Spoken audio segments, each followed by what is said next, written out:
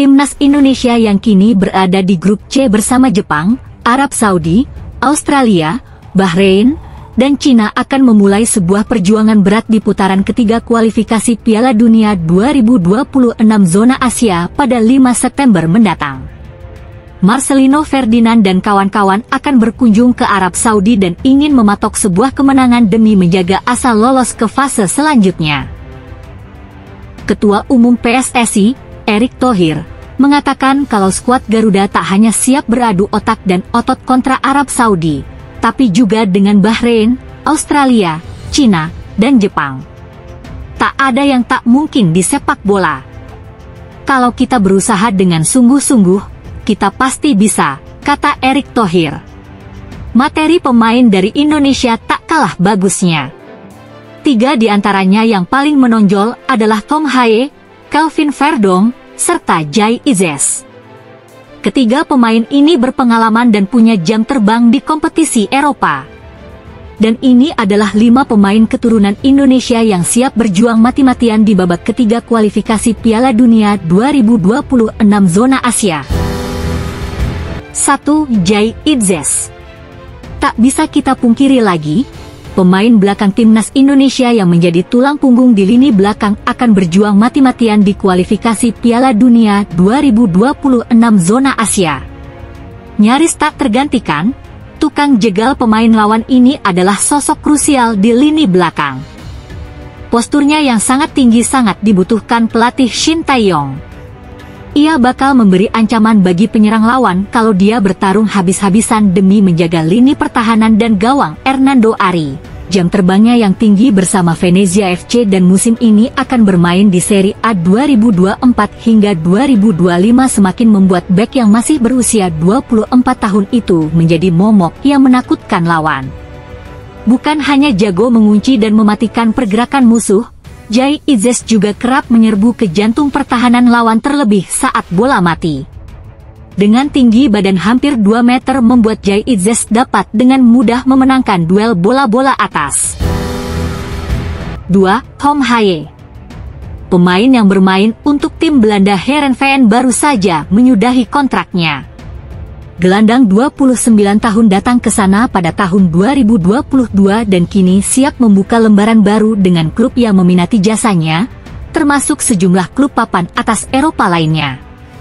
Setelah Tom Haye resmi menjadi warga negara Indonesia sejak Maret lalu, Tom Haye menjadi pemain yang sangat diandalkan oleh pelatih Shin Tae-yong.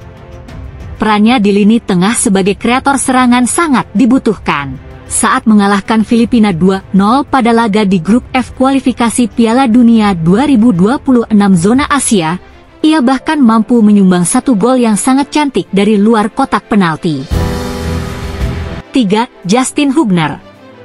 Justin Hubner yang bermain bagi Wolverhampton Wanderers dan kini sedang dipinjamkan kepada klub Jepang, Cerezo Osaka, patut bersyukur karena bisa memperkuat timnas Indonesia lewat program naturalisasi. Bersama skuad Garuda, bek yang kini masih berusia 20 tahun itu semakin melejit. Ia bahkan menjadi idola bagi para pecinta bola Indonesia sebab Justin Hubner selalu tampil bersama dan tak pernah absen membela timnas Indonesia, baik di level junior maupun senior. Kinerjanya yang sangat baik diberi apresiasi tinggi saat ikut berkontribusi membawa timnas Indonesia U23 ke semifinal Piala Asia U23 2024 di Qatar. Maka dari itu, Justin Hubner akan berjuang agar timnas Indonesia mampu bersaing di kualifikasi Piala Dunia 2026 zona Asia. 4. Sandy Walsh. Pemain yang satu ini berbeda dari sebagian besar pemain timnas Indonesia yang berkarir di Belanda. Sandy Walsh justru bermain di Liga Belgia, Mechelen. Ia bergabung sejak 2020 setelah memutuskan cabut dari Zulte Waregem, juga di negara yang sama. Usianya yang kini sudah menginjak 29 tahun sudah tak lagi muda. Ia merupakan pemain yang sudah lama membela timnas Indonesia. Sandy Walsh bergabung pada tanggal 17 November 2022. Pemain yang bermain di posisi bek ini melakoni debutnya pada 8 September 2023. Maka dari itu, Sandy Walsh akan berjuang agar asa Indonesia di kualifikasi Piala Dunia 2026 mampu memberikan yang terbaik. 5. Jordi Amat. Jordi Amat adalah pemain yang sangat senior di timnas Indonesia, bahkan ia sekarang berumur 32 tahun.